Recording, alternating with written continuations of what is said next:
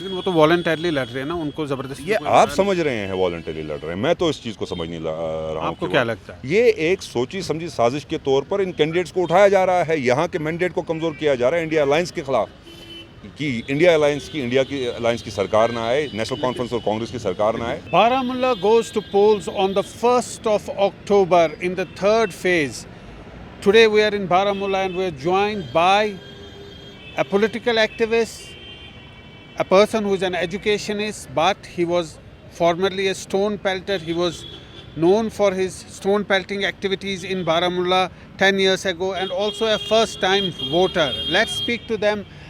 आप एक political activist है, एक पार्टी से आपका कनेक्शन है, आप ये बताइए कितना अहम है बारामुल्ला में इस बार के चुनाव? अगर हम इस बार के चुनाव की बात करें तो ये बहुत ही ज़्यादा अहम है। पहले तो आप अपना नाम बताएं। मेरा नाम जैद वानी है, मैं अपनी पार्टी से हूँ। ठीक है। तो अगर हम चुनाव की बात करें, इस बार के चुनाव की बात करें तो ये बहुत ही ज़्यादा अहम है। तो इसलिए अहम है, अगर हम पहले पार्लियामेंट्री इलेक्शंस देखें इससे पहले, तो कभी जो है इतना वोटर टर्नआउट पूरे कश्मीर में नहीं दिखा है, स्पेशली इन नॉर्थ कश्मीर।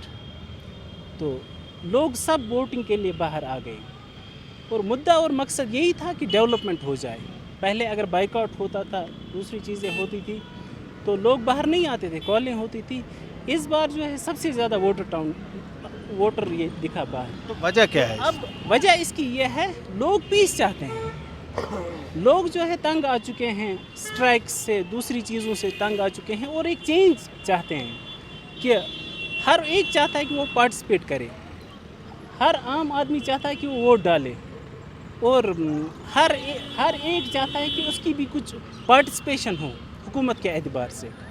तो और ये जो अब असेंबली इलेक्शन आने वाले हैं, इसमें और ज़्यादा टर्नओवर हाई रहेगा, क्योंकि अगर हम बारामुल्ला की बात करें 25 और 26 कैंडिडेट्स उठे हैं इलेक्शन में और अपनी अपनी गैदरिंग हर एक को है और इसमें वो लोग भी हैं, जमात के लोग भी हैं। तो इस वक्त काफ़ी मुख्तलिफ है ये चुनाव। इस वक्त जैसे आप बोल रहे हैं जमात के लोग हैं, इस वक्त कैंपेनिंग पूरी तरह से हो रही है और काफ़ी कैंडिडेट है, कोई डर का माहौल भी नहीं है।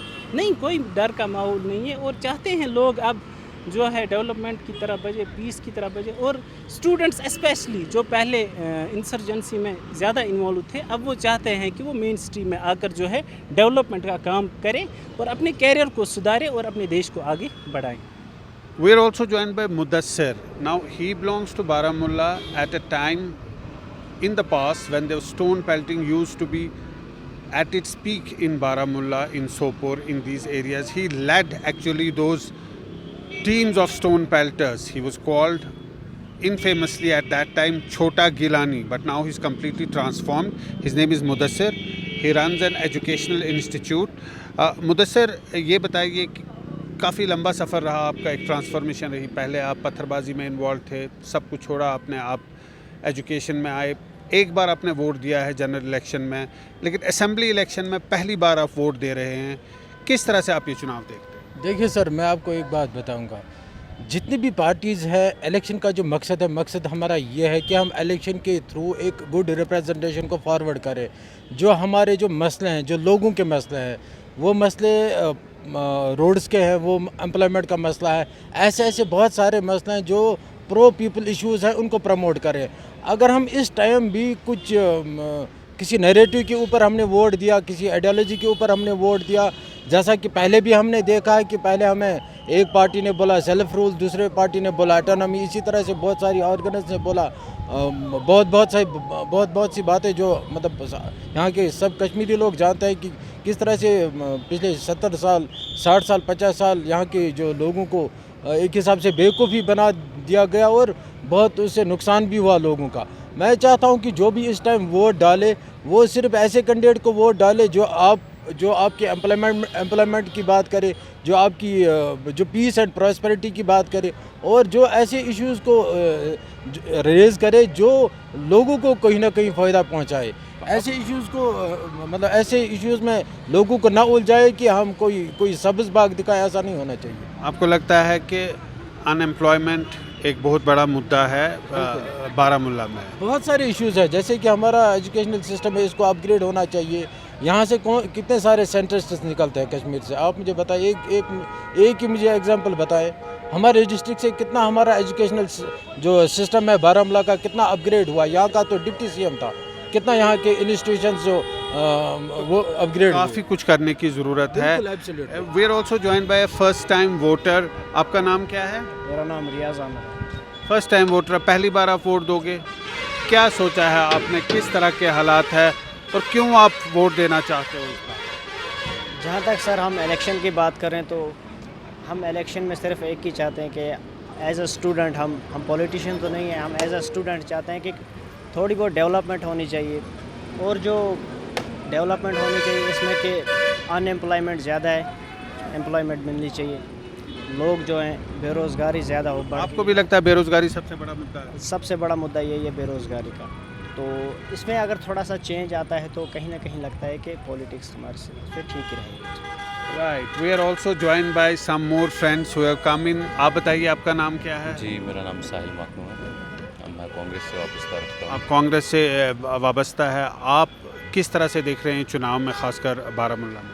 देखिए, अगर हम पिछले चुनाव की बात करें जो हाल ही में लोकसभा चुनाव हुए, तो हम देख सकते हैं कि एक नैरेटिव चला, एक फॉल्स नैरेटिव चला, एक नैरेटिव चला कि किसी को जेल से निकालना है, उसको वोट दे के जेल से निकालना है। और आज का समय हम देख सकते हैं कि लोग अवेयर हो चुके हैं, उनको ये चीज़ समझ आ गई है कि उनको कैसे। आप इंजीनियर रशीद की बात कर रहे हैं? आप काबिल है, आप समझ सकते हैं मैं किसकी बात कर रहा हूँ। बिल्कुल। तो लोगों को समझ आ गया कि उनको बेवकूफ़ बनाया गया। और इंशाल्लाह मैं देख रहा हूँ कि अल्लाह के फजल से इस बार लोग होशियार हैं। और जहाँ तक मैं बारामूला से वाबस्ता हूँ, मैं यहाँ के लोगों से मिलता हूँ, जुलता हूँ, देख रहा हूँ, लोगों की परेशानियाँ देखता हूँ, समस्याएँ देखता हूँ। तो इस बार लोग सिर्फ एक चीज़ चाहते हैं, वो चाहते हैं एक नौजवान हो, जो उनमें से एक नौजवान हो, वो उसको आगे लेना चाहते हैं। यूथ की रिप्रेजेंटेशन चाहते हैं। बिल्कुल। आप बताइए, आप बारामूला को बिलोंग करते हैं, पहले तो आप अपना इंट्रोडक्शन दें। Sheikh Aamir, spokesperson J and K Congress. आप भी कांग्रेस पार्टी से वाबस्ता है। ये बताइए कि चुनाव तो जम्मू कश्मीर में हो रहे हैं, काफ़ी सालों के बाद हो रहे हैं, 10 सालों के बाद में। बीच में क्या हुआ कि आर्टिकल 370 जो है वो हट गया और पहली बार उसके बाद चुनाव हो रहे हैं, वो भी जम्मू कश्मीर यूनियन टेरिटरी में, स्टेट तो नहीं है अभी फ़िलहाल। तो किस तरह आप ये देख रहे हो चुनाव? देखिए, 10 साल के बाद चुनाव हो रहे हैं। 2020 में होने थे, उससे पहले ही सरकार गिर गई। कोशिश की गई, यहाँ की शिनाख्त पर हमला हुआ, 370 लिया गया, 35A लिया गया, रियासत का दर्जा हमसे छीना गया। उसके बाद भी रुके नहीं, कश्मीरियों को जलील करने की कोशिश की। आए दिन जो इनके फैसले आते हैं कश्मीरी जम्मू कश्मीर के अवाम के ख़िलाफ़, खासकर कश्मीरी अवाम के ख़िलाफ़ आते हैं। और 10 साल के बाद अब जब चुनाव हो रहे हैं, वोट से महरूम किया गया, जमहूरियत का जनाजा उड़ गया और अब आवाम के पास वोट का हक मिला 10 साल के बाद। लेकिन क्या किया जा रहा है? आप सहाफ़त से जुड़े हैं, आप ज़रा देखिए, सियासी मैदान की तरफ नज़र दौड़ाइए, देखिए क्या हो रहा है कि इस वोट को किस तरीके से बांटने की कोशिश की जा रही है, इस वोट को किस तरीके से यहाँ के मैंडेट को कमज़ोर करने की कोशिश आपको की जा लगता रही है है। काफ़ी ज़्यादा कैंडिडेट्स हैं जो इस टाइम लड़ रहे हैं, कुछ इंडिपेंडेंट लड़ रहे हैं, कुछ अलग अलग पार्टी से है, जो एक यूनिटी की बात चली थी वो हुई नहीं, उससे जो है वोट डिवाइड हो। देखिए, सियासत कश्मीर के साथ की गई। जम्मू में कितनी पार्टीज़ बनी? कोई नहीं बनी। कितने इंडिपेंडेंट्स वहाँ पे लड़ रहे हैं और कितने इंडिपेंडेंट्स यहाँ से लड़ रहे हैं? आप देख लीजिए, एक कॉन्स्टिट्यूंसी में 25-25, 30-30 कैंडिडेट्स हैं। लेकिन वो तो वॉलंटरली लड़ रहे हैं ना, उनको ज़बरदस्ती। ये आप समझ रहे हैं वॉलंटरी लड़ रहे हैं, मैं तो इस चीज़ को समझ नहीं रहा हूँ। आपको क्या लगता है? ये एक सोची समझी साजिश के तौर पर इन कैंडिडेट्स को उठाया जा रहा है, यहाँ के मैंडेट को कमज़ोर किया जा रहा है इंडिया अलायंस के ख़िलाफ़, कि इंडिया की अलायंस की सरकार ना आए, नेशनल कॉन्फ्रेंस और कांग्रेस की सरकार ना आए। लेकिन एक बात बताइए मुझे, आप इंडिया अलायंस की बात करें, ये तो गुपकार अलायंस यहाँ नहीं चला, वो तो कम से कम अपने हाथ में था, उसका तो कोई बाहर का था, वो भी नहीं चली, तो आप बड़ी बात कर रहे हो इंडिया अलायंस की। देखिए, चलने और न चलने की जो बात करते हैं आप, मौजूदा सरकार के और उनके ठेकेदारों की और उनके हिमायत में जो लोग यहाँ बैठे हुए हैं, कितनी साजिशें हुई, चाहे वो गुपकार को तोड़ने की और अब इंडिया अलायंस को तोड़ने की अभी भी साजिशें चल रही हैं।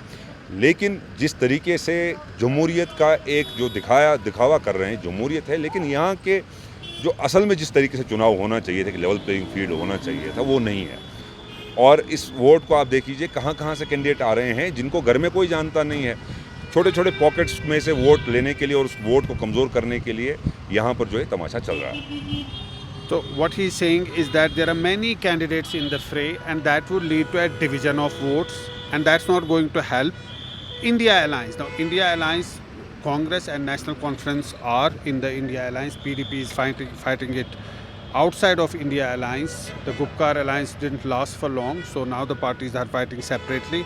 But we are in Baramulla, and Baramulla has traditionally seen, other areas of Baramulla constituencies have seen good voter turnout, but it remains to be seen what happens in Baramulla town, which has in the past seen low voter turnouts, but this time around people are coming out in large numbers. People say there's no fear. So clearly this election is going to be different than the previous elections. In Baramulla, Zafar Iqbal for Mojo Story.